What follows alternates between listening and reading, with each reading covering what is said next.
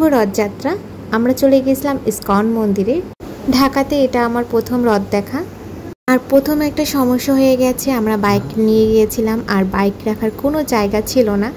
আর রথটি এত পরিমাণ লোক এই আমি প্রথম দেখেছি, বরিশালেও দেখেছি কিন্তু এত পরিমাণ লোক আমি দেখিনি। আর এই দেখো হেলমেট খোলার পরে আমার চুলের অবস্থা একদম 12টা বেজে গেছে। আর এখানে প্রচুর লোক ছিল, ভিডিও করার কোনো সুযোগ ছিল না। আমরা তারপরে চলে গিয়েছিলাম ঢাকেশ্বরী মন্দিরে। আর মন্দিরে এক এক করে অনেকগুলো রথ চলে আসে, আর সেগুলো দেখার জন্য প্রচুর লোক হয়। আর যতটুকু পরিমাণ ভিডিও করতে পেরেছি আর সেটাই শেয়ার করছি।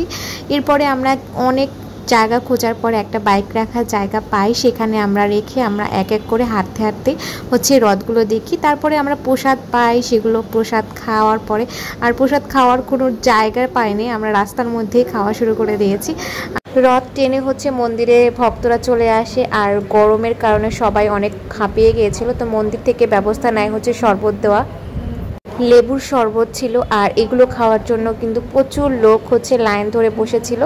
এই ছিল আমার রথযাত্রার ছোটোখাটো একটা ব্লগ ভিডিও। তো তোমাদের কেমন লাগলো অবশ্যই কমেন্ট বক্সে কমেন্ট করে জানাবেন। জয় জগন্নাথ।